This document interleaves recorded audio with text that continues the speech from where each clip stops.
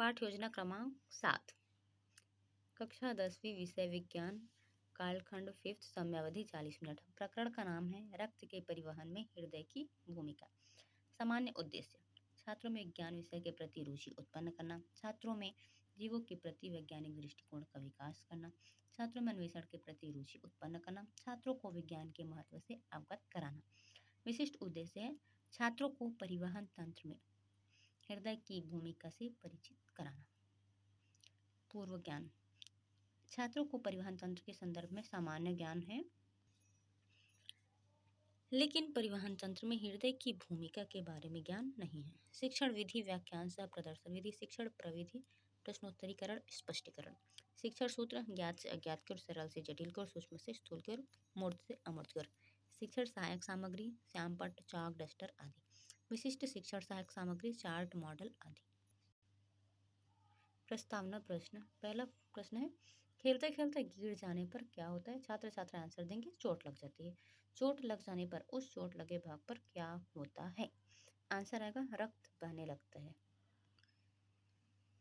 Third question है, चोट लगे भाग पर रक्त कहाँ से आता है? इसका आंसर देंगे छात्र छात्राएं।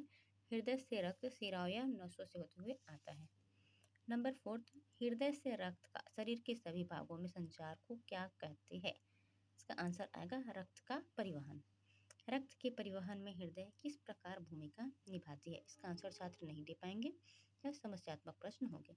उद्देश्य कथन: आज हम सब रक्त के परिवहन में हृदय की भूमिका का अध्ययन करेंगे।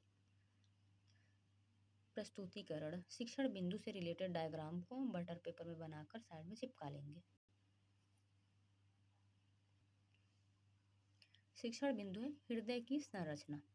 मनुष्य और अन्य स्तनधारियों का हृदय सुदृढ़ मांसपेशियों का बना एक पंप है। हमारी मुट्ठी जितने बड़े आकार के इस अंग से दिन भर में लगभग 7000 लीटर रक्त पंप होता है।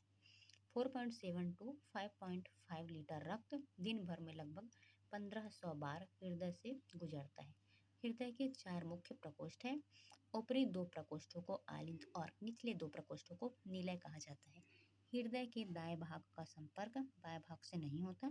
दायां आलिंद व दायां निलय, बायां आलिंद व बायां निलय रक्त की नलियों और हृदय के प्रकोष्ठों के बीच वाल्व होता है। इससे रक्त का उल्टा प्रवाह नहीं होता।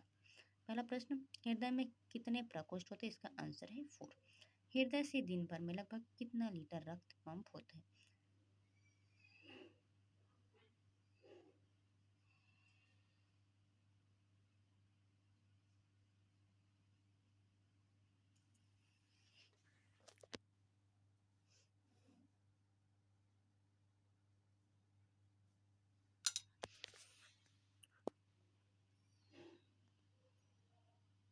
इसका आंसर है 7000 लीटर रक्त।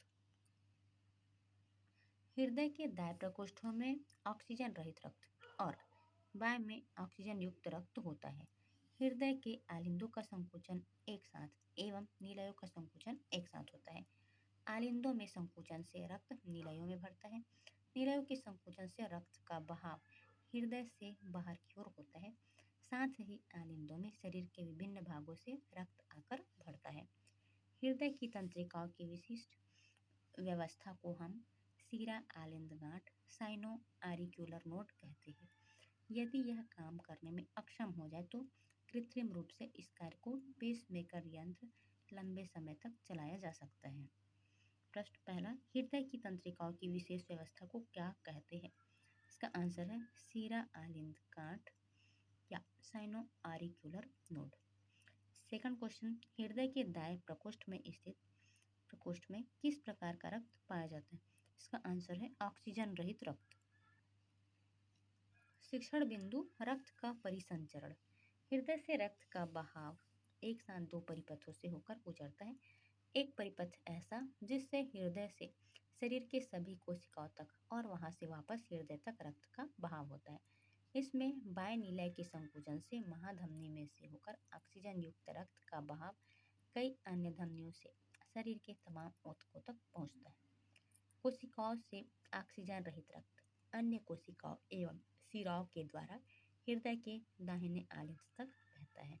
प्रश्न पहला, हृदय से रक्त का बहाव एक साथ कितने परिपथों से होकर गुजरता है? इसका आंसर है 2 परिपथों से।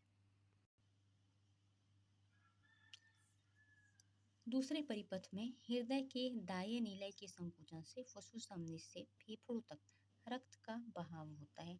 रक्त की नलियों से बहते हुए रक्त का फेफड़ों में ऑक्सीकरण होता है। फुफ्फुस शिरा से ऑक्सीकृत रक्त हृदय के बाएं आलेख तक बहता है।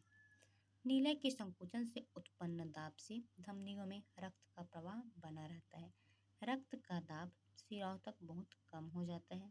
शिराओं के आसपास की मांसपेशियों में संकुचन फैलाव से इनमें रक्त का बहाव बना रहता है। साथ ही इनमें वाल्व होते हैं जिससे उनमें रक्त का उल्टा प्रवाह नहीं होता। फर्स्ट क्वेश्चन है, रक्त दाब किसके कारण उत्पन्न होता है? इसका आंसर है नीलय संकुचन। फुफ्फुस शिरा से ऑक्सीकृत रक्त कहाँ जाता है? इसका आंसर है बाएं आलिंद तक। नीलय के संकुचन से उत्पन्न रक्त का नीलयों के दीवार पर दाब एवं नीलय के शिथिलन के समय के दाब को रक्तचाप के आंकड़े 120/80 के रूप में दर्शाया जाता है। हृदय के धड़कने की आवाज़ नीलय के संकुचन के समय आलिंद और नीलय के बीच के वाल्व के बंद होने से तथा नीलय के शिथिलन के समय नीलय और धमनियों के बीच के वाल्व बंद होने से होता है। हमारे हृदय से रक्त धमनियों में से कई अंगों तक लगभग एक साथ समांतर रूप में पहुंचता है। इससे सभी अंगों तक समान दर से रक्त का बहाव होता है।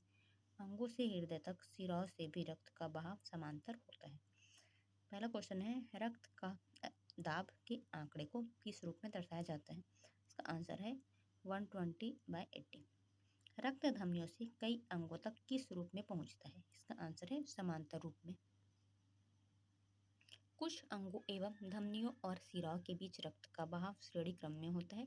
इससे रक्त के बहाव पर प्रतिरोध ज़्यादा होता है और बहाव की गति धीमी हो जाती है। रक्त एक समान दर से कोशिकाओं तक नहीं पहुंचते।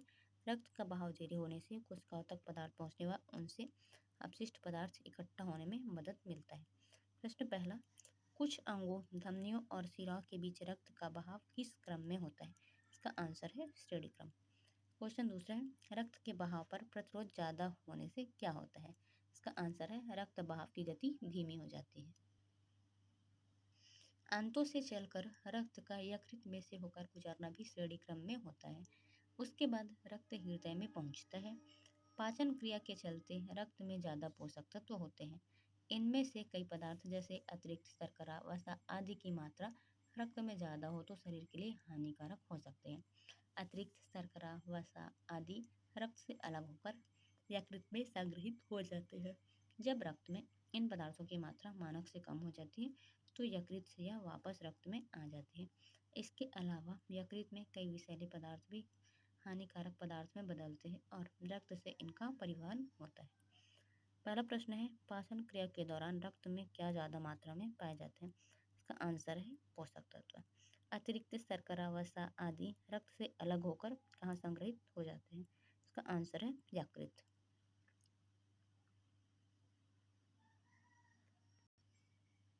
पुनरावृत्ति, हृदय में कितने प्रकोष्ठ होते हैं?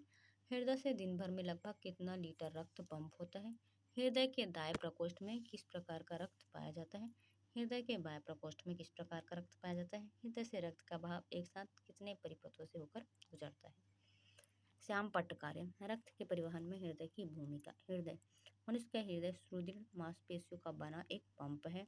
हृदय में 4 मुख्य कोष होते हैं, दायां आलिंद, बायां आलिंद, दायां नीलय, बायां नीलय। कक्षा कार्य, पहला, हृदय के ऊपरी 2 प्रकोष्ठों को क्या कहते हैं? हृदय के निचले 2 प्रकोष्ठों को क्या कहते हैं? तीसरा क्वेश्चन, 4.7 टू 5.5 लीटर रक्त दिन भर में हृदय से लगभग कितने बार गुजरता है? रक्त के बहाव पर प्रतिरोध ज़्यादा होने से क्या होता है? नंबर 5, अतिरिक्त शर्करा, वसा आदि रक्त से अलग होकर कहाँ संग्रहित हो जाते हैं? होमवर्क, हृदय का नामांकित चित्र बनाते हुए रक्त परिवहन की प्रक्रिया को समझाइए।